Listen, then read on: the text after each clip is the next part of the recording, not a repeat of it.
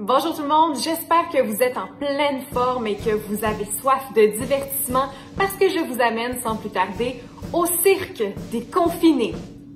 Il y a quelques semaines, le Cirque du Soleil a lancé la plateforme Cirque Connect qui propose des vidéos de ses meilleurs moments de spectacle, des visites en coulisses, des tutoriels d'art de cirque. Il y a aussi la Tohu et la troupe Flip Fabric que j'ai vu qui publiaient des spectacles de cirque sur leur page Facebook de façon sporadique. Et moi, j'avais envie de vous lancer un défi aujourd'hui, le défi d'apprendre un truc de cirque et j'ai des suggestions pour les débutants qui, comme moi, ont de la difficulté à juste attraper une balle.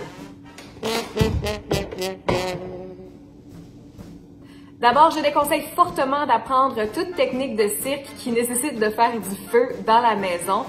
Si vous voulez apprendre à jongler, que vous soyez un enfant ou un adulte, ça prend beaucoup de patience et de pratique. Heureusement, il y a des vidéos sur YouTube pour nous aider. Donc, on commence avec une balle. Lorsqu'on est à l'aise, on en rajoute une deuxième, puis une troisième. Si vous n'avez pas de balles de jonglerie à la maison, vous pouvez les fabriquer soit avec des balles de tennis que vous remplissez de riz ou de fèves. Vous pourriez aussi vous en fabriquer avec des ballons vides. Donc, vous coupez le bout, vous remplissez encore une fois de riz ou de fèves, vous recouvrez avec une deuxième boule, une deuxième ballon. Et ce qui est bien, c'est que vous pouvez déterminer les quantités, ce qui veut dire que si c'est pour des petites mains d'enfants, bien, vous pouvez faire des plus petites balles. Autrement, on peut aussi apprendre à jongler avec des foulards. J'avais pas de foulard, je me suis servi de linge à vaisselle, ça fait l'affaire. Par contre, je n'avais aucun talent. Avec les mêmes balles que vous faites, vous pourriez les mettre au fond d'un long bas et vous fabriquer des pailles. Je connaissais pas trop ce terme-là ou cette technique-là, mais sur YouTube, il y a plein de vidéos pour vous apprendre à les manipuler. Assurez-vous d'avoir assez d'espace dans la maison pour ne rien briser. Si vous avez de l'espace, justement, vous pourriez aussi en profiter pour pratiquer des acrobaties au sol, comme des roulades avant, des roulades arrière ou même apprendre à faire le pont pour les enfants sous la supervision des parents toujours. Si vous avez des cerceaux, le hula hoop, c'est aussi une technique de cirque et j'ai demandé à une artiste de cirque, Michel Maillet, de me donner le truc pour faire tenir le cerceau sur nos hanches.